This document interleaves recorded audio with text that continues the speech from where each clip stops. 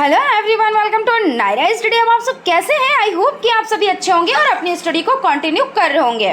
Friends, आज के video lecture में हम बात करने वाले हैं जो आपका सब्जेक्ट शिक्षण अधिगम के सिद्धांत हो जाते हैं, इसके कुछ अति लघुत्तरीय टाइप क्वेश्चंस कंटिन्यू करेंगे, प्लस कुछ लघुत्तरीय टाइप क्वेश्चंस को कंटिन्यू करेंगे जो आप लोगों के लिए बहुत ज़्यादा इंपॉर्टेंट हो जाते हैं। और उसके बाद इस सीरीज को कंप्लीट करने के बाद जो आपका 2015 से लगा के अब तक के जितने भी पेपर हुए हैं उनको सॉल्व कराएंगे। सो आप लोग वीडियो में लास्ट तक बने रहिएगा और चैनल को सब्सक्राइब भी ज़रूर कर लीजिएगा, क्योंकि हर एक चीज़ को पाने के लिए आपको नोटिफिकेशन की नीड रहेगी और जब नोटिफिकेशन पहुंचेगा तभी तो आप लोगों को चीज़ें प्रोवाइड हो पाएंगी, है ना। तो फ्रेंड्स, फिर से कहना चाहेंगे कि वीडियो में लास्ट तक बने रहिएगा, वीडियो को बिल्कुल भी स्किप ना कीजिएगा। तो चलते हैं, देखते हैं क्वेश्चन क्या कह रहा है। क्वेश्चन कह रहा है विज्ञान शिक्षण में सर्वाधिक उपयोगी शिक्षण विधि कौन सी है और क्यों। तो विज्ञान शिक्षण की बात यहाँ पे हो रही है, तो प्रयोग प्रदर्शन। भाई, जब हम विज्ञान सीखते हैं तो कैसे प्रयोग करके प्रयोगशाला में हर एक चीज़ को प्रयोग करते हैं, है ना। तो इससे क्या होता है, हमें चीज़ें आसानी से समझ में आती हैं। और अनुसंधान विधि, क्योंकि यही बालक करके सीखता है। जब बच्चा अपने आप से करके सीखेगा तो ज़्यादा सीखेगा, या उसे कोई करा कर सिखाएगा तब। तो भाई जाहिर सी बात है, जब बच्चा स्वयं करके सीखेगा तो उसे हर एक चीज़ पता रहेगी, हर एक एक्टिविटी उसको ध्यान में रहेगी। तो इस तरह से आपका हो जाता है। रुचिपूर्ण शिक्षण का प्रमुख उद्देश्य क्या है? तो रुचिपूर्ण यानी इंटरेस्ट से भरी हुई, है ना। जब हमें इंटरेस्ट होगा किसी काम को करने के लिए, उसमें लगाव होगा, तब हम उसको अच्छे से कर पाएंगे। उसके लिए हमारे माइंड में टेंशन भी बनी रहेगी। जैसे कहते नहीं, बहुत ज़्यादा टेंशन लेना यानी कि अपने आप को ख़त्म कर लेना है, लेकिन थोड़ी सी टेंशन लेना भी बहुत ज़रूरी होता है। अगर थोड़ी सी आप टेंशन नहीं लेंगे, और आप टेंशन तभी लेंगे जब आपको रुचि होगी। जैसे आप दिन हुआ तो आपने क्या सोचा, यार हमारा एग्ज़ाम आने वाला है और टाइम बचा नहीं है और यही बस 2-4 हफ्ते बचे हुए हैं, अब हम क्या करें, कैसे क्या करें। अब आपने सोचा कि कौन सा क्लास अटेंड किया जाए। आपने Naira Study Hub class attend किया। अब हमें क्या करना चाहिए, नोट्स बनाए। अब हमें क्या करना चाहिए, जो पेपर सॉल्व हो रहे हैं उनको किया। तो ऐसे क्या है, टेंशन आपने ली थोड़ी सी और रुचि दिखाई और आपने वर्क किया। और अगर आपने टेंशन बिल्कुल भी ना ली होती या इतनी टेंशन ले ली होती कि अब हम करें तो करें क्या, इतना कम टाइम बचा है, कुछ भी नहीं करेंगे, क्योंकि ज़्यादा टेंशन में इंसान कुछ भी नहीं कर पाता है, तो वो चीज़ बेकार हो जाती है। तो इसलिए कहते हैं थोड़ी टेंशन ज़रूरी है, बहुत ज़्यादा टेंशन ज़रूरी नहीं होती, अच्छी नहीं होती है। और उसके साथ रुचि आपकी बहुत ज़रूरी है। जब रुचि होगी तभी आप चीज़ों को पढ़ेंगे, समझेंगे। रुचि नहीं होगी, आपको कोई कितना भी परेशान कर ले, कोई कितना ही, हालांकि परेशान कोई नहीं करता है। आपसे ये कहेंगे आपके गार्जियंस कि आप पढ़ाई करो, स्टडी करो, लेकिन आपके मन में नहीं होगा तो आप बुक खोले बैठे रहोगे, लेकिन आप पढ़ोगे नहीं उसको, है ना। अगर हम गलत कह रहे हो तो आप बताओ। तो ये चीज़ हो जाती है। यहाँ पे हम देख लेते हैं रुचिपूर्ण शिक्षण का प्रमुख उद्देश्य क्या है। तो रटने की बजाय सिखाने पर बल, सीखने की आनंदमयी बनाना, यानी जो सीखना है सीखने को आनंदमयी बनाना, बालक के व्यक्तित्व का विकास, हास एवं अवरोध को रोकना, ये चीज़ हो जाती है। भाई रटने पे क्या होता है, रटने पे जोर नहीं दिया जाता है, जोर दिया जाता है समझने पर। और आनंदमयी बनाना यानी कोई चीज़ है आपने बहुत, मतलब कोई चीज़ है उसको अच्छे से आपने उसको समझाया, अच्छे से सिखाया। अभी आपके पास क्या नोट्स नहीं है, आपके पास नोट्स भी होंगे, आपके पास बुक्स भी होंगी, सब कुछ होंगे, लेकिन आप क्लास क्यों अटेंड करते हो कि भाई नायरा मैम समझाती हैं और समझाती बहुत ज़्यादा हैं तो चीज़ें समझ में आ जाती हैं। बुक से तो हर कोई पढ़ लेगा, कलेक्शन कितना होगा, बहुत ज़्यादा आप लोगों के पास कलेक्शन होगा, लेकिन क्या है, उसको आनंदमय बनाना है, यानी उसको इंटरेस्टिंग बनाना है, उसको किस तरह से आपके माइंड में वो छप जाए वो चीज़ बतानी है ना। बालक के व्यक्तित्व का विकास, भाई जब आप शिक्षा देंगे उसमें इंटरेस्ट होगा तो उसके व्यक्तित्व का विकास तो होगा ही, है ना। फिर उसके बाद है पाठ प्रस्तावना कौशल का क्या उद्देश्य है। तो इसमें जो कुछ विद्यार्थी जानते और समझते हैं उसी के माध्यम से नई बात अर्थात पढ़ाई जाने वाली विषय वस्तु को उसके साथ जोड़ देना प्रस्तावना का प्रमुख उद्देश्य है। निरीक्षण विधि का शिक्षण में क्या महत्व है। तो ये मनोविज्ञान प्रविधि, इसके प्रयोग से छात्रों की ज्ञानेंद्रियों का विकास होता है। बहुउद्देशीय शिक्षण अधिगम सामग्री किसे कहते हैं। तो ऐसी शिक्षण सामग्री जो अनेक उद्देश्यों की पूर्ति करती हैं बहुउद्देशीय सामग्री कहलाती हैं। जैसे चार्ट, ग्राफ, मानचित्र आदि। कक्षा में अनेक प्रयोगों से छात्रों को रंग भरने, कला बनाने और आकार आदि का ज्ञान होता है। उसके बाद आपका हो जाता है शिक्षण के अंतर्गत वर्णन विधि में किन किन बातों को ध्यान में रखना चाहिए। तो वर्णन विधि के अंतर्गत शिक्षक को निम्न बातों को ध्यान में रखना चाहिए। क्या क्या? तो वर्णन विषय वस्तु पर आधारित हो, भाषा शैली सरल एवं स्पष्ट होनी चाहिए, वर्णन करते समय छात्रों के बौद्धिक स्तर का ध्यान अवश्य रखना चाहिए। उसके बाद नेक्स्ट क्वेश्चन हो जाता है व्याख्यान विधि के कोई 2 लाभ बताएं। तो व्याख्यान विधि के 2 लाभ हो जाते हैं स्वाध्याय की भावना का विकास, इस विधि से बालक को पाठ के हर पहलू का ज्ञान प्राप्त होता है। शिक्षण से स्पष्टीकरण विधि के कोई 2 लाभ लिखिए। तो इस विधि के लाभ हो जाते हैं क्रमबद्धता तथा तार्किकता, प्रत्येक पहलू तथा बिंदु का ज्ञान। छात्र समूह में कार्य करके ही वास्तविक रूप से सीखते, स्पष्ट कीजिए। समूह चर्चा विधि के अंतर्गत शिक्षक को अग्र बिंदुओं द्वारा प्रभावी बनाया जा सकता है। चर्चा का विषय स्पष्ट होना चाहिए।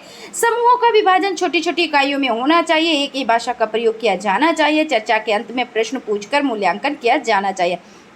भाई बच्चा क्या है, बच्चा कब सीखता है? जब वो अपने एक समूह बना लेता है। समूह में जब चीज़ें सीखी जाती है, भाई हम हैं, आप 2-4 लोग बैठे हुए हैं, ठीक है, हमने कोई चीज़ पढ़ी, आपसे उसके बारे में डिस्कस किया, आपने कोई चीज़ पढ़ी, हमसे आपने डिस्कस किया, तो ऐसे करके डिस्कस करते हुए पढ़ते चले जाते हैं। तो वो क्या होता है, इंटरेस्टिंग भी होता है, प्लस उसमें चीज़ें हमें अच्छे से समझ में भी आती है। इसमें होना क्या चाहिए भाई, स्पष्टता तो होनी ही चाहिए। भाई हमने आपसे कोई क्वेश्चन किया तो ऐसा नहीं है कि हमने उसको स्पष्ट ही नहीं किया। जब स्पष्ट ही नहीं किया तो आपको वो चीज़ कैसे समझ में आएगी? या आपने हमसे कोई चीज़ कही तो वो स्पष्टता नहीं है उसमें, तो हमारे समझ में नहीं आएगी।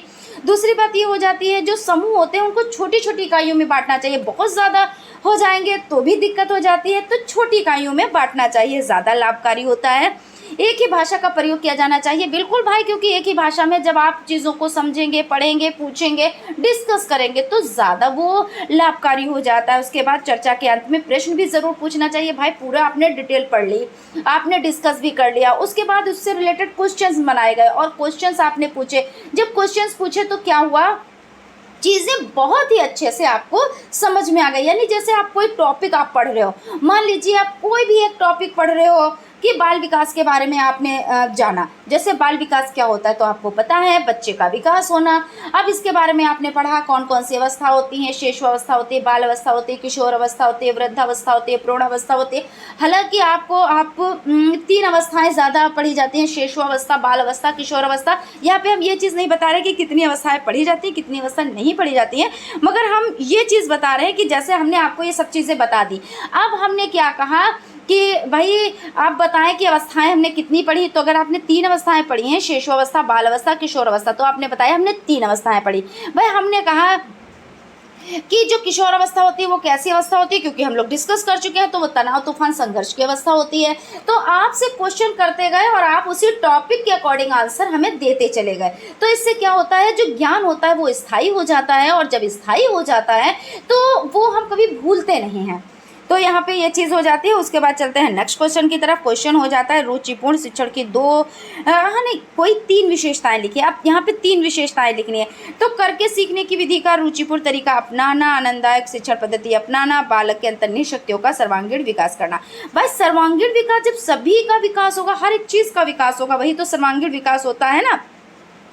जब बच्चा करके सीखता है, उसमें रुचि लेता है और आनंददायक शिक्षण पद्धति अपनाता है। भाई आनंददायक शिक्षण पद्धति होगी तभी उसमें इंटरेस्ट आएगा, इंटरेस्ट आएगा तो बच्चा अच्छे से सीखेगा। इस पर हम बहुत ज़्यादा भी डिस्कस कर चुके हैं, तो अब इतना ज़्यादा डिस्कस नहीं करेंगे, बाकी आप लोग खुद समझदार हैं।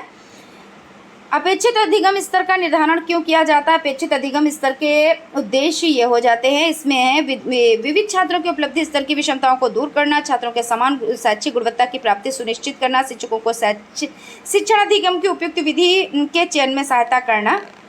नियोजन शिक्षण के लाभ बताएं। तो नियोजन शिक्षण के लाभ निम्न है।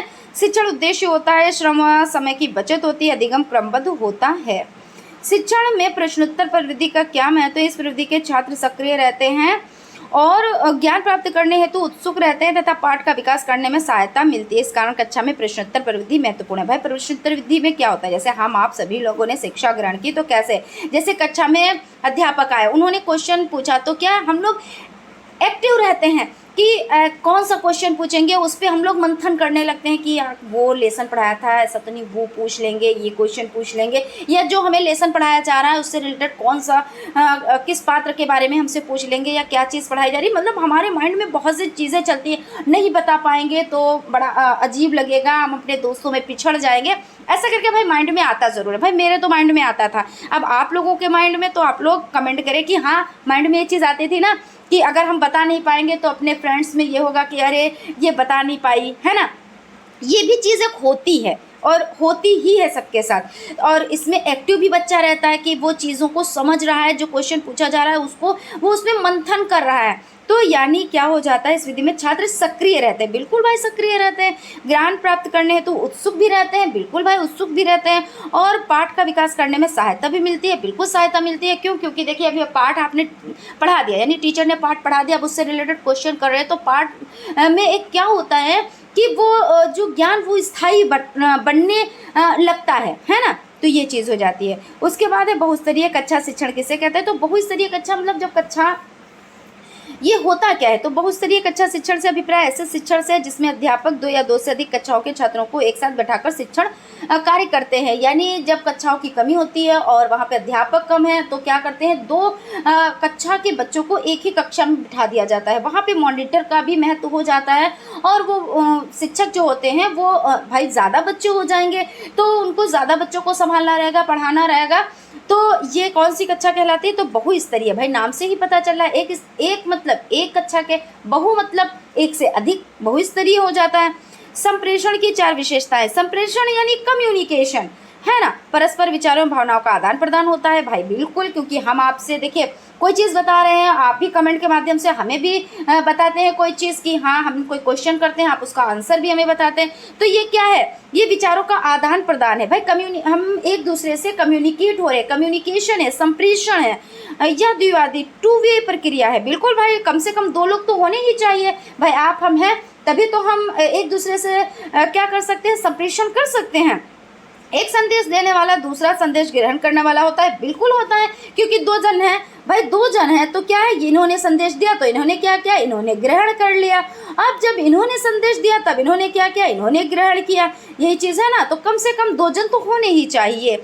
और उसके बाद ये प्रक्रिया उद्देश्यपूर्ण होती है। बिल्कुल उद्देश्यपूर्ण होती है, क्योंकि इसमें एक ये हो जाता है कि हम कोई चीज़ आपको बता रहे हैं तो आप उसको ग्रहण कर रहे हैं, आप हमें कोई चीज़ बता रहे हैं तो हम ग्रहण कर रहे हैं, और इसमें कोई ना कोई उद्देश्य ज़रूर होता है। भाई उद्देश्य कौन सा है, आप ये क्लास क्यों अटेंड कर रहे हैं, आप एग्ज़ाम की तैयारी क्यों कर रहे हैं, आप क्यों इतना टेंशन ले रहे हैं, आप क्यों रुचि इसमें दिखा रहे हैं। भाई आपको शिक्षक बनना है, जब शिक्षक बनना है तभी तो आप इसमें इंटरेस्ट ले रहे हैं ना, तो इसमें उद्देश्य होता है भाई।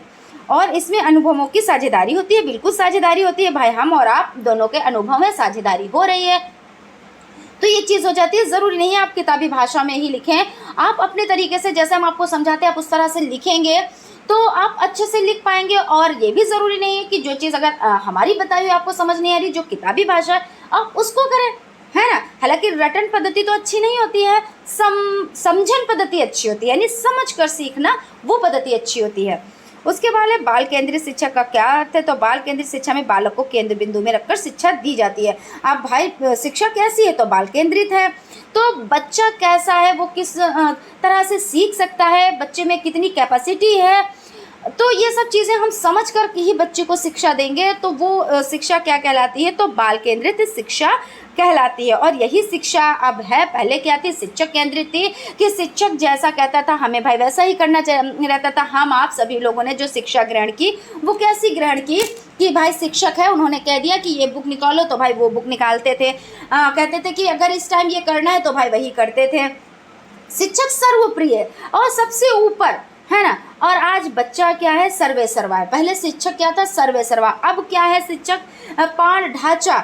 यही तो है ना कि शिक्षक की जब वहाँ पे ज़रूरत पड़ी तो शिक्षक ने अपना योगदान दिया। ऐसा नहीं है कि शिक्षक पर ही चीज़ें निर्भर हैं, बच्चे पे सबसे ज़्यादा, क्योंकि बच्चा अगर कहेगा कि हमें अब खेल के पढ़ना है तो खेल के पढ़ना है, अब हमें बुक से पढ़ना है तो बुक से नहीं, बच्चे को एक्टिविटी करके सीखना है तो बच्चे को एक्टिविटी करके सिखाना है, बच्चे को कहानी सीखना है तो बच्चे को कहानी सिखाना है।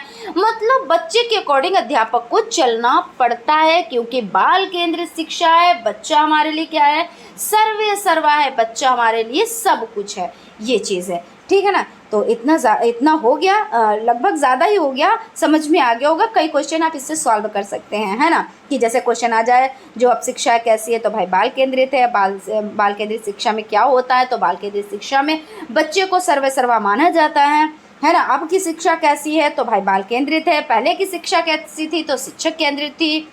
इस तरह से नेक्स्ट क्वेश्चन पर चलते हैं। शिक्षण सामग्री का वर्गीकरण कितने भागों में किया गया है? तो शिक्षण सामग्री को 3 भागों में बांटा गया। कौन कौन से? तो श्रव्य साधन, दृश्य साधन, श्रव्य दृश्य साधन। तो श्रव्य साधन जो सिर्फ सुनकर ही ज्ञान प्राप्त किया जाता है, सुनकर। कैसे? तो सुनकर ज्ञान प्राप्त किया जाता है, तो श्रव्य साध से सुनकर। दृश्य माने दृश्य सिर्फ देख कर, दा से दृश्य, दा से देख कर। अब बुक है तो आप देख कर ज्ञान प्राप्त करेंगे ना, ऐसा तो नहीं वो बोलने लगेगी। श्रव्य दृश्य यानी सुनकर भी देख कर भी जिन साधनों से हमें ज्ञान प्राप्त होता है वो श्रव्य दृश्य सामग्री कहलाती है। उसके बाद है पुनर्बलन को परिभाषित कीजिए। तो पुनर्बलन सीखने की आवश्यक स्थिति है। पुनर्बलन में उन उद्दीपनों का प्रयोग करते हैं जिनके प्रस्तुतिकरण से हटाने से किसी अनुक्रिया के होने की संभावना बढ़ जाती है। और अनुदेशन का क्या आशय है? समझाएं। तो अनुदेशन शिक्षण की एक ऐसी विधि है जिसमें सिखाने वाला सीखने वालों के तथ्यों का ज्ञान सीधे कराता है और सीखने वाले उसे बिना तर्क के स्वीकार करते हैं। इसमें सिखाने वाला अधिक क्रियाशील होता है, सीखने वाले कम क्रियाशील होते हैं। जो अनुदेशन का क्या आशय है, ये चीज़ यहाँ पे पूछी जा रही है। तो अनुदेशन शिक्षण की एक ऐसी विधि जिसमें सीखने वाला और सिखाने वालों के तथ्यों का ज्ञान सीधे कराता है, ठीक है। उसके बाद नेक्स्ट क्वेश्चन है, शिक्षण के अभिप्रेरणा सिद्धांत से आप क्या समझते हैं? इससे पहले फ्रेंड्स आंसर पर चले। फ्रेंड्स अगर अभी तक आप लोगों ने चैनल को सब्सक्राइब नहीं किया तो प्लीज़ सब्सक्राइब कर लें और बेल आइकन को भी ज़रूर प्रेस कर लें, जिससे कोई भी नोटिफिकेशन हो वो आप तक पहुंच सके।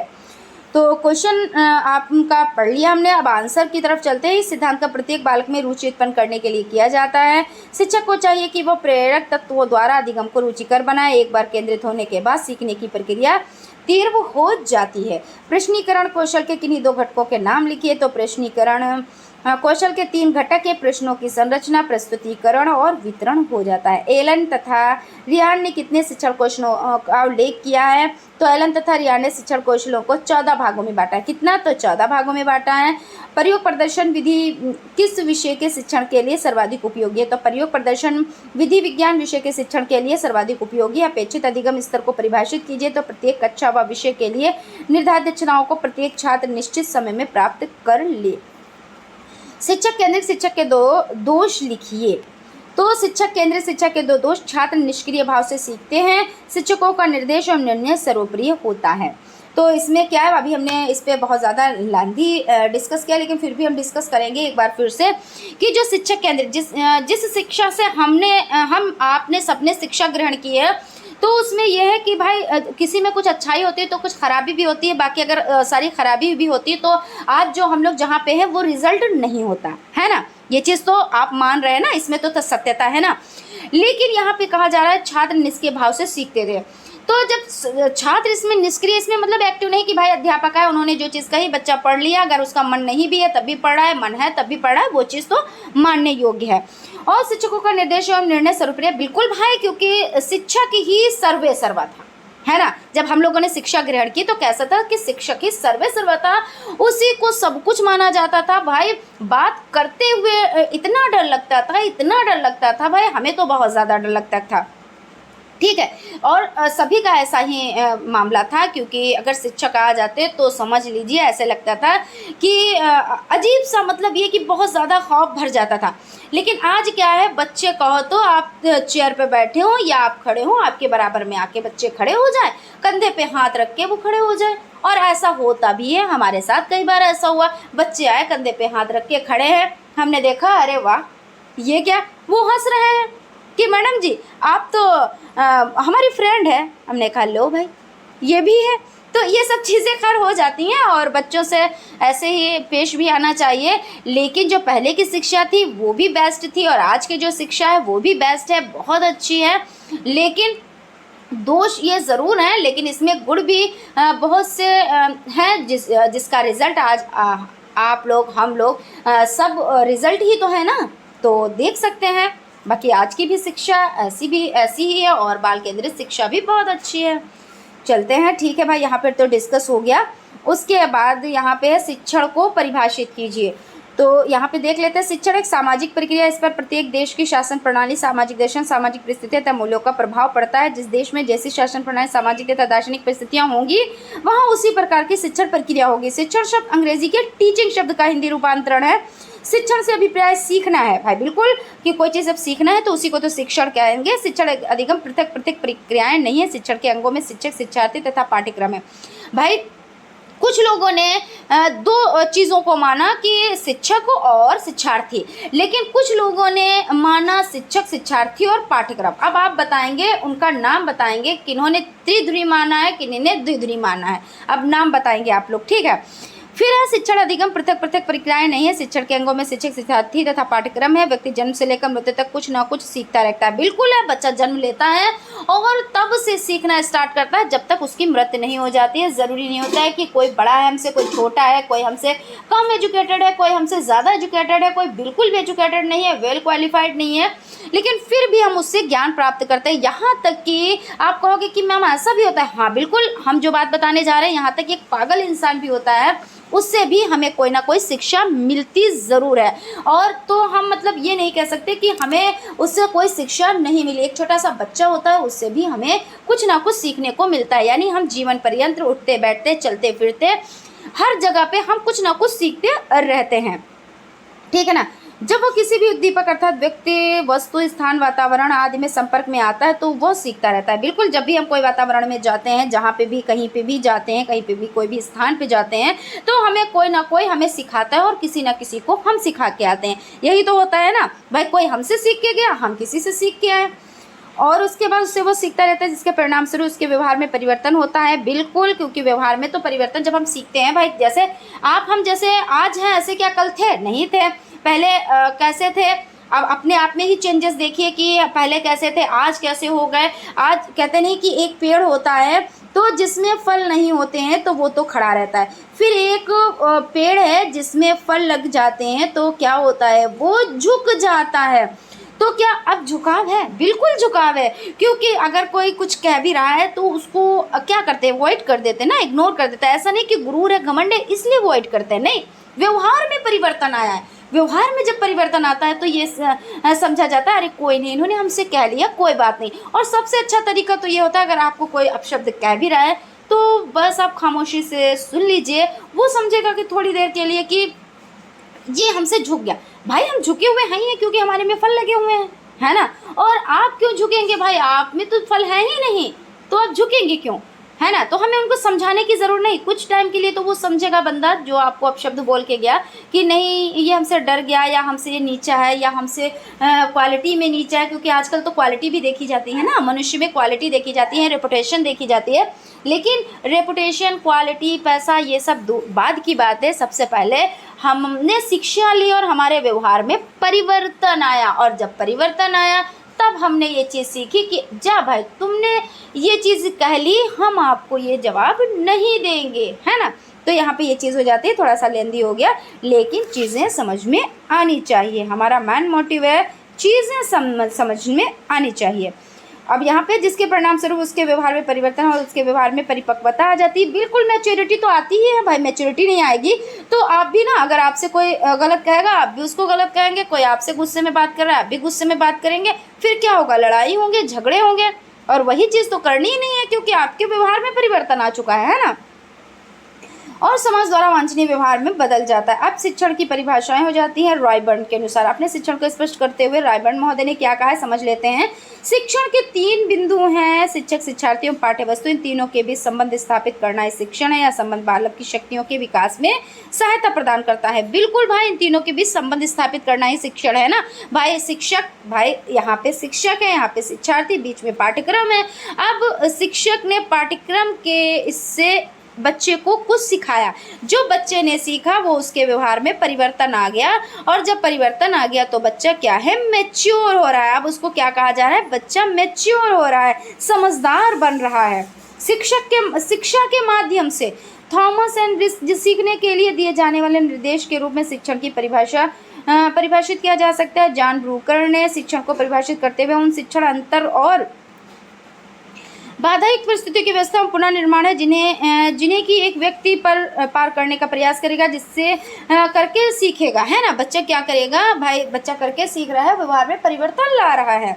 इस प्रकार उपरोक्त परिभाषा से स्पष्ट है कि शिक्षण वह प्रक्रिया है जो किसी न किसी प्रकार से बालक के व्यवहार पर प्रकाश डालती है। बिल्कुल डालती है, क्योंकि शिक्षण में शिक्षक द्वारा की गई प्रत्येक क्रिया का लक्ष्य छात्रों को सिखाने से संबंधित होता है और जिससे परिणाम स्वरूप उस बालक के व्यवहार में अपेक्षित परिवर्तन होता है। शिक्षण प्रक्रिया में शिक्षक, छात्र तथा पाठ्यक्रम तीनों बिंदुओं का समायोजन है। शिक्षक के द्वारा ही शिक्षार्थी को विभिन्न परिस्थितियों और वातावरण में समझकर उसकी तथा समाज पाठ्यवस्तु के अनुसार उसका विकास करता है। लेकिन आधुनिक शिक्षा शास्त्रियों का मानना है कि बालक में अनेक कार्य करने की क्षमता अंतर्निहित है, वह सीखने का प्रयास करता है। अतः शिक्षक जो सहायता करता है बालक की सीखने प्रवृत्ति में सहायक होती है, अर्थात बालक के विकास में सहायता प्रदान करता है। तो अब ज़रूरी नहीं है कि आप ये सब इतना सब लिखें। जो चीज़ हमने आपको बताई है कि मनुष्य जन्म लेता है और जन्म के बाद तुरंत वो सीखना स्टार्ट कर देता है और मृत्यु तक सब सीखता रहता है, और जो भी चीज़ें हमने आपको बताए आप उसके अकॉर्डिंग अच्छे से समझकर लिख सकते हैं। और अगर हमारी चीज़ें आप बताई हुई नहीं समझ आ रही तो आप इस तरह से लिख सकते हैं। कोई ऐसा नहीं है कि आप ये ना लिखें, या जो चीज़ हमने बताई है, जो भी आपको पॉइंट नोट करने होते हैं आप उसको नोट करें, नोट्स बनाएं, तो चीज़ें बहुत अच्छे से आप लोगों के जो माइंड में ना वो बस जाएंगी। और जब बस जाएंगी, बसने का मतलब है स्थायी हो जाएगा ज्ञान आपका। और जब ज्ञान स्थायी हो जाएगा तो ऐसा नहीं है कि आपने एग्ज़ाम दिया और चीज़ों को भूल गए, बस बात खत्म। क्योंकि ऐसे लोग भी हमें मिले हैं कुछ लोगों से, जैसे हमने बात की इस टॉपिक पे, तो बोले हाँ हमने किया, हमने सीटेड कर लिया है, अब हमें चीज़ें याद नहीं रह गई, अब हमें चीज़ें याद नहीं रह गई, या हमने डीएलएड कर लिया है लेकिन अब हमें चीज़ें याद नहीं रह गई। भाई क्यों नहीं याद रह गई? ऐसा नहीं है। जब आप मन लगा के पढ़ेंगे, अच्छे से पढ़ेंगे, समझ कर पढ़ेंगे, रटन पद्धति पर ध्यान नहीं देंगे, तो भाई आपने सीखा क्यों है? भूलने के लिए आपने नहीं सीखा है, आपने दूसरों को शिक्षित करने के लिए सीखा है। और जब आप दूसरों को शिक्षित करने के लिए सीखेंगे तो आप भूल जाएंगे, तो दूसरों को शिक्षा कैसे देंगे? तो आप शिक्षा ऐसे ग्रहण करें जो कभी भूले ना, वो आपके भी आने वाले जीवन में आपको वो हर जगह पे काम आए, प्लस आप दूसरों को शिक्षा भी दे सकें, है ना। तो अगर हम यहाँ पे गलत कर रहे हैं तो आप बताएं। उसके बाद चलते हैं, खैर बातें तो होती ही रहेंगी, चलते हैं यहाँ पे शिक्षण और प्रशिक्षण में अंतर बताएं। तो शिक्षण क्या होता है और प्रशिक्षण क्या होता है, तो देख लेते हैं। शिक्षण एवं प्रशिक्षण, शिक्षक एक व्यापक संप्रति और प्रशिक्षण एक विधि मात्र है। प्रशिक्षण क्या है? विधि है, यानी ट्रेनिंग है। कहते नहीं वहाँ पे ट्रेनिंग चल रही है, हमने ये इस चीज़ की ट्रेनिंग की, हमने उस चीज़ की ट्रेनिंग की, हमने ब्यूटिशियन की ट्रेनिंग की, हमने सिलाई की ट्रेनिंग की, हमने कंप्यूटर की ट्रेनिंग ली, ऐसे होता है ना। तो उसी को तो प्रशिक्षण कहते हैं ना। और शिक्षण का उद्देश्य ज्ञानात्मक, भावात्मक एवं क्रियात्मक तीनों पक्षों से संबंधित है, और प्रशिक्षण का संबंध केवल क्रियात्मक पक्ष से होता है। भाई आपने कार्य किया, आप गए वहाँ पे आपने कार्य किया, यानी क्रियात्मक पक्ष हो गया। शिक्षण का क्षेत्र व्यापक है और प्रशिक्षण का क्षेत्र क्रियात्मक पहलू से है, और शिक्षण में बुद्धि और क्रिया दोनों से संबंध रहता है और विचार परक है, प्रशिक्षण क्रिया परक है। और अच्छे शिक्षण के परिणाम प्रभावशाली शिक्षण है। प्रशिक्षण की पहचान कार्य को अधिक कुशलता से करना है। इस तरह से हो जाता है। उसके बाद बहुत ज़्यादा आज नहीं लेके आए हैं, थोड़ा सा लेके आए हैं, बाकी इतना देखिए बहुत ज़्यादा लेंदी में नहीं बताएंगे, अपने शब्दों में बता देंगे आप लोगों को, तो अच्छे से समझ में भी आ जाएगा। और किताबी भाषा तो आप लोग खुद से पढ़ सकते हो, आपके पास सीरीज़ होगी। उत्तम शिक्षण की क्या विशेषताएं हैं? तो उत्तम शिक्षण, भाई शिक्षण वो साधन है जिसके माध्यम से बालक विकास इस प्रकार किया जा सकता है कि बालक में परिस्थितियों से लड़ने और वातावरण में समायोजित होने की क्षमता आ जाए। भाई हम शिक्षा क्यों ग्रहण करते हैं? हम शिक्षा इसीलिए तो ग्रहण करते हैं कि जो हम जैसे आज हैं तो हम सबके साथ में रह रहे हैं, भाई अपने मम्मी पापा भाई बहनों के साथ में रह रहे हैं, और एक वक्त ऐसा आता है जब हमें सिर्फ अकेले रहना पड़ता है। तो जब हम शिक्षा ग्रहण करते हैं उससे हम अनुभव सीखते हैं, और उसके बाद हम वातावरण से हम जो परिस्थितियां होती हैं उससे हम लड़ने की कैपेसिटी हमारे अंदर आती है ना। हम क्या करते हैं, कोई भी प्रॉब्लम हमारे सम्मुख आती है हम उसको चुटकियों में सॉल्व कर देते हैं। क्यों सॉल्व कर देते हैं? क्योंकि हमने ज्ञान प्राप्त किया, शिक्षा प्राप्त की, और इससे हमारे व्यवहार में परिवर्तन हुआ है और हम परिस्थितियों से लड़ने के काबिल बन गए हैं। और जब काबिल बन गए तो कोई भी कितनी भी बड़ी समस्या आती है हम उसको सुलझा ले जाते हैं। हम का मतलब है हम सब, आप, है ना, सबकी बात यहाँ पे हो रही है। जो क्रिया अपने लक्ष्य को जितनी ही सरल और अच्छे ढंग से प्राप्त कर लेता है वो उतनी ही उत्तम मानी जाती है। भाई क्या होता है कि आप जितने ही अच्छे ढंग से जिस प्रॉब्लम को सॉल्व करेंगे आपको उतने ही माना जाएगा इनकी बुद्धि ज़्यादा है। अच्छा यहाँ पे एक चीज़ आएगी, शिक्षण से ही संबंधित है, ऐसा नहीं है, अलग से नहीं है, लेकिन हम चीज़ें बता रहे हैं आपको कि भाई बुद्धि किसकी सबसे ज़्यादा मानी जाती है। कैसे आप आंक सकते हो कि इसकी बुद्धि ज़्यादा है? भाई आप टेस्ट कराते हो, वो चीज़ तो है, वो चीज़ तो हमारी समझ में आती है, लेकिन एक चीज़ और है कि आपके सम्मुख कोई प्रॉब्लम आई, कोई समस्या आई, आपने उसको कितने सेकंडों में सॉल्व कर दिया, कितने मिनटों में सॉल्व कर दिया, या कोई बहुत बड़ी समस्या है कितने घंटों में सॉल्व कर दिया, कितने दिनों में सॉल्व कर दिया। तो जितना ही कम टाइम आप लेंगे कोई भी प्रॉब्लम को सॉल्व करने में, और उससे आप हताश नहीं होंगे। और बहुत लोग होते हैं हताश हो जाते हैं, कुछ लोग तो अपनी जान तक दे देते हैं अगर कोई एक प्रॉब्लम आती है। वो कहते हैं कि हमारे सम्मुख ऐसी ही प्रॉब्लम आनी थी, हमारे ही नसीब में ये लिखा था, ये सब ऐसे करके भी बोलते हैं बहुत लोग। लेकिन कुछ लोग क्या कहते हैं, ये प्रॉब्लम आई है, ठीक, हम इसका सोल्यूशन निकालेंगे, और वो मिनटों में, अगर मिनटों में निकालने वाली होती तो मिनटों में निकाल लेते हैं, अगर वो घंटों वाली होती या महीनों वाली होती, भाई कुछ प्रॉब्लम ऐसी भी हो जाती है जिनमें महीने लग जाते हैं। लेकिन कुछ लोगों की बुद्धि ऐसी होती है जो महीनों का काम होता है वो सालों में करते हैं। तो यानी बुद्धि किसकी ज़्यादा हुई है? जिन्होंने महीनों में वो वर्क कर दिया है, यानी कि 30 डेज़ में, 29 डेज़ में, 28 डेज़ में, मतलब 30 डेज़ के बाद तो क्या होता है, पूरा एक महीना कंप्लीट हो गया, उसको फिर दूसरा महीना लगा, तो मतलब महीने हो गए वो, है ना। तो यहाँ पे ये चीज़ हम काउंट नहीं आपसे करा रहे हैं, मतलब एक चीज़ बता रहे हैं कि बुद्धि किसकी ज़्यादा मानी जाती है। जो अपनी प्रॉब्लम को सॉल्व करने में ज़्यादा सक्षम होता है उसकी बुद्धि ज़्यादा मानी जाती है। ठीक है, यहाँ पे हो जाता है शिक्षण एक साधन अथवा क्रिया है, इसलिए इसको अच्छाई और बुराई अपने लक्ष्य की प्राप्ति और अप्राप्ति में सम्मिलित होते हैं। अतः यह प्रश्न सामने आता है, वो कौन सी विशेषता है जिसके आधार पर शिक्षण को उत्तम कहा जाता है, और उसका विवरण निम्नवत है, देख लेते हैं। शिक्षण सुनियोजित होना चाहिए। तो किसी भी व्यवस्था का अच्छा या बुरा होना उसकी योजना पर निर्भर करता है। यदि कार्य की योजना उत्तम है तो कार्य भी उत्तम होगा। ठीक इसी प्रकार शिक्षण की सफलता व असफलता उसकी योजना पर निर्भर करता है। शिक्षण से पूर्व तैयारी होती है, उसका शिक्षण भी सफल होता है। अब यहाँ पे देखिए, समझ लीजिए, आप ज़रूरी नहीं ये सब इतना लिखें, और ये ज़रूरी भी है कि आपको लिखना भी है। दोनों तरीके। अब मैम क्या होगा, मैम आपने तो यहाँ पे फंसा दिया हमको, तो आप समझ लें। जैसे शिक्षण सुनियोजित होना चाहिए। भाई आपने तैयारी स्टार्ट की, डीएलएड की आपने तैयारी स्टार्ट की, डीएलएड में आपने एडमिशन लिया, अब आपको क्या करना है, अब इसमें आपको सफल होने के लिए आपको यहाँ पे तैयारी करनी रहेगी। और जब तैयारी करनी रहेगी तो आपने एक योजना बनाई है कि हमारे पास 30, मान लीजिए सपोज देन कि आपके पास 30 डेज़ बचे। अब 30 डेज़ में आप जितने आपके सब्जेक्ट हैं उसको डिवाइड कर देंगे, डेज़ के अकॉर्डिंग डिवाइड कर देंगे, घंटे के अकॉर्डिंग डिवाइड कर देंगे, मतलब डिवाइड करके आप उसकी स्टडी करेंगे। उसके लिए योजना आप बनाएंगे, योजना के अनुसार आप वर्क करेंगे, और जब आप अच्छे से योजना बनाकर वर्क करेंगे तो उसमें आपको सफलता मिलेगी, है ना। तो बस यहाँ पे ये चीज़ बताई गई है कि योजना बनाना। और कोई भी आप कार्य करें, ये तो आपकी स्टडी हो गई, शिक्षा हो गई, बाकी आप कोई भी वर्क करें, कोई भी आप वर्क करें, अगर आप योजना के अनुसार वर्क करते हैं तो आपको सफलता मिलती है। और बिना योजना के, भाई हम लड़ने गए जंग पर, हथियार छोड़ के गए घर, है ना, मतलब हथियार हमारे घर ही पे छूट गए और हम लड़ने गए हैं जंग पे, तो क्या हम जीत जाएंगे? बिल्कुल नहीं। जब हम उसकी योजना बनाएंगे, उस पर हम पहले से वर्क करेंगे और फिर हम जाएंगे, तब हम क्या होंगे, हमको सफलता मिलेगी। ये चीज़ हो जाती है। शिक्षण सुझावात्मक होना चाहिए। तो अच्छा शिक्षण सुझावात्मक होना, इसमें बालकों को आदेश प्रदान करना, सुझाव प्रदान करना। अच्छा शिक्षण वह जिसमें कलम स्वयं न किसी का तनिक भी दबाव महसूस नहीं करता था। शिक्षण ऐसा हो जिसमें सुझावात्मक तरीके का प्रयोग करना चाहिए।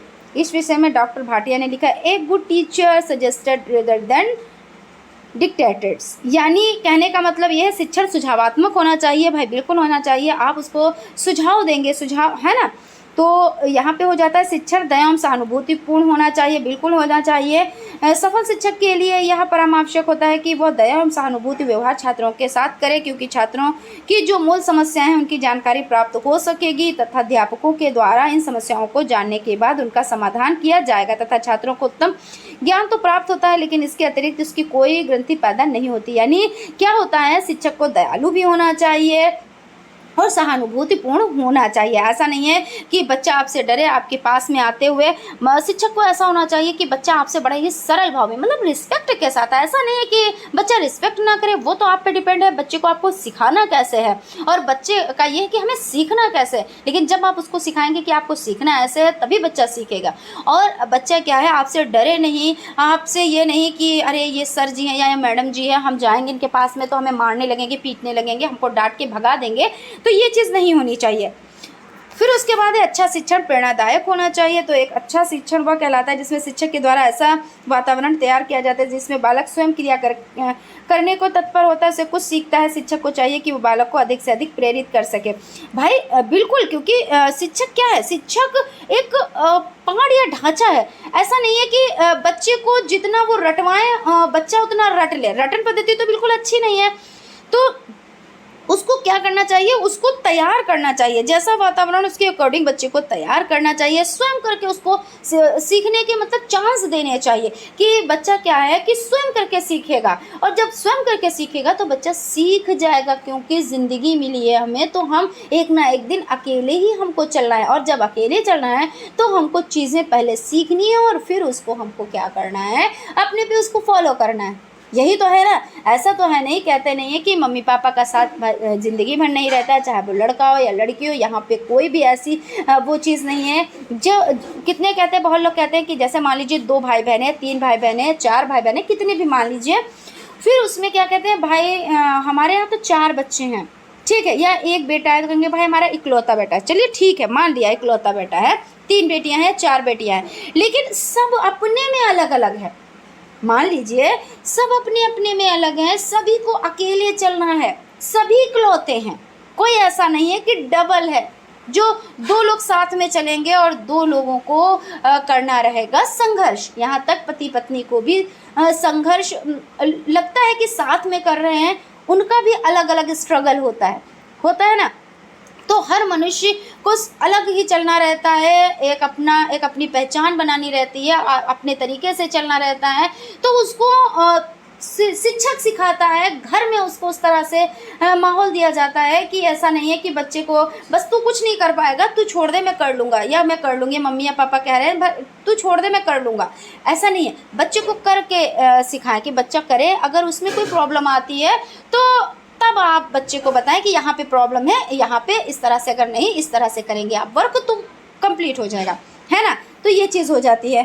उसके बाद अच्छा शिक्षण प्रेरणादायक होता है, बिल्कुल प्रेरणादायक होता है। अच्छे शिक्षण में व्यक्तिगत भिन्नताओं को ध्यान में रखा जाता है। बिल्कुल व्यक्तिगत भिन्नताएं क्या होती है भाई, किसी में अच्छा ज़्यादा माइंड होता है, किसी में कम होता है, कोई रुचि लेता है, कोई रुचि नहीं लेता है। अब जो रुचि नहीं लेता है तो उसको उस अकॉर्डिंग बच्चे में इंटरेस्ट पैदा करने के लिए शिक्षक को क्या चाहिए होता है, श्रव्य दृश्य सामग्री TLM का प्रयोग करना होता है, जिससे बच्चा उसमें इंटरेस्ट ले। तो ये सब चीज़ें शिक्षण प्रजातंत्रीय होना चाहिए। अच्छा शिक्षण वही है जो बालकों में प्रजातंत्र मनोवृत्ति को उत्पन्न कर दे और वो अपने प्रतिदिन के व्यवहार में आचरण में प्रजातंत्रीय भावनाओं द्वारा प्रेरणा ग्रहण करे तथा उस प्रजातंत्रीय विचारों को जीवन में उतारने की भावना का विकास करे। अतः कक्षा में प्रत्येक शिक्षार्थी को शिक्षक प्रक्रिया में समान अधिकार प्रदान किए जाने चाहिए। भाई बिल्कुल, क्योंकि कहीं पर भी आप हैं और आपको समान अधिकार दिए जा रहे हैं तो वो चीज़ एक बच्चे में हीन भावना भी पैदा नहीं करती है। और कहीं कहीं पे भेदभाव होता है भाई, घरों में बेटी बेटे को लेकर भेदभाव होता है, स्कूल में अमीरी गरीबी का लेकर भेदभाव होता है, क्योंकि विद्यालय में ऐसा तो नहीं है कि लड़के लड़की का भेदभाव, वहाँ पे उनको तो क्या है अमीरी गरीबी का भेदभाव कहीं कहीं पे देखा जाता है। लेकिन ऐसा नहीं होना चाहिए, क्योंकि समावेशी शिक्षा इसीलिए है क्योंकि समान शिक्षा, अमीर तबके से बच्चा है, गरीब तबके से आया है, कहाँ से आया है, लड़का है लड़की है, सबको एक जैसी शिक्षा देना। क्योंकि ज़रूरी नहीं होता है कि कहते हैं लड़का ही कामयाब हो पाता है, लड़की भी कामयाब होती है, और लड़की ही नहीं लड़का भी कामयाब होता है। हमको कोई भी किसी को भी नीचा नहीं देखना है, ना लड़के को ना लड़की को, दोनों को बराबर मानना है। क्योंकि वहाँ पे रूढ़िबद्धता हो जाती है जहाँ पे किसी एक को ऊंचा माना गया, वो लड़का हो या लड़की हो, ठीक है। और घरों में भी इस तरह से होता है कि लड़कियों को कम शिक्षा दी जाती है, जैसे आज का माहौल हो जाता है। माहौल के अकॉर्डिंग लड़कियां कितना भी पढ़ लें, कितना भी ऊंचे उठ जाएं, लेकिन फिर उनका यही होता है कि इनको करनी तो शादी ही है। अरे शादी लड़की को करनी है तो लड़के को भी तो करनी है, लड़की को जाना है तो लड़का भी तो सबको छोड़ के चला जाता है। ऐसा तो नहीं है कि लड़की चली जाती है, लड़का ज़िंदगी भर जो है सभी के साथ रहता है। वो तो लड़कियां तो फिर हेल्प कर देती हैं, लड़के नहीं कर पाते हैं। तो ये सोच को कम करना। दूसरी बात, गलती यहाँ पे किसी की भी नहीं है, यहाँ पे ये भी चीज़ है जो हम आप कह रहे हैं और हम ही आप लोग उसको कर रहे हैं कि लड़कियों को ज़्यादा शिक्षित कर दिया जाता है तो उनके रिश्ते नहीं मिलते हैं, फिर उनके अकॉर्डिंग नहीं मिल पाते हैं। जब अकॉर्डिंग नहीं मिल पाते हैं तो लोग क्या कहते हैं कि इस लड़की को ज़्यादा शिक्षित करना बेकार होता है। क्यों? क्योंकि फिर जो रिश्ते होते हैं या जो उनके जहाँ पे शादी की जाती है तो वो उनसे कम क्वालिफाइड होते हैं, तो या क्वालिफाइड होते भी नहीं हैं और ऐसे ही कर दी जाती है। कहीं कहीं का ऐसा भी हिसाब होता है। तो ये सब चीज़ें रूढ़िबद्धता में आती हैं, है ना। तो बेटे बेटे को समान अवसर देने चाहिए और उसी के अकॉर्डिंग उस पर वर्क करना चाहिए। फिर उसके बाद हो जाता है शिक्षा प्रगतिशील होना चाहिए। बिल्कुल भाई, बालक की सच्ची शिक्षा उसके निजी अनुभवों पर आधारित होनी चाहिए, क्योंकि भाई निजी, जब बच्चा अपने मन से पढ़ रहा है, उसके निजी अनुभव उसमें वर्क कर रहे हैं, तो वो शिक्षा ज़्यादा अहमियत रखती है। शिक्षण निर्देशात्मक होना चाहिए, तो अच्छे शिक्षण में बालक को आदेश ना देकर निर्देश दिया जाए, है ना। आदेश ना देकर निर्देश दिया जाए कि आप ऐसा करो, ऐसा नहीं कि नहीं आपको यही करना है, 110% करना है, ऐसा नहीं। बच्चा करके सीखेगा। आज गलती कर रहा है तो कल वो अच्छे से कर पाएगा, अगर कल भी वो गलती करेगा तो अगले दिन वो अच्छे से सीख पाएगा। यानी कहने का मतलब ये है कि गलतियाँ क्या है, नेगेटिव नहीं है, पॉजिटिव है। क्या है, नेगेटिव नहीं है, पॉजिटिव है। और गलतियों को कभी की ये नहीं कहना चाहिए अरे ये बंदा तो गलतियों के लिए ही बना है, ऐसा नहीं है। हम मनुष्य हैं, हम गलती करेंगे और गलती करके ही सीखेंगे, है ना। तो ये चीज़ हो जाती है। तो फ्रेंड्स, यहाँ पे आई होप आप लोगों को चीज़ें अच्छे से समझ में आ गई होंगी। अगर कहीं पे कोई डाउट है, कोई कन्फ्यूज़न है, कोई चीज़ क्लियर नहीं हो पाई है, तो आप लोग कमेंट करें, हम उसका रिप्लाई आप लोगों को ज़रूर से ज़रूर देंगे। और फ्रेंड्स, अगर अभी तक आप लोगों ने चैनल को सब्सक्राइब नहीं किया है और न्यू है और अभी आपने विजिट किया है, तो सब्सक्राइब भी ज़रूर कर लीजिएगा और बेल आइकन को भी ज़रूर प्रेस कर लीजिएगा, जिससे क्या होता है आपके पास नोटिफिकेशन पहुंचता है, और जब नोटिफिकेशन पहुंचता है तो आप लोग क्लास को ज्वाइन कर पाते हैं। Thank you.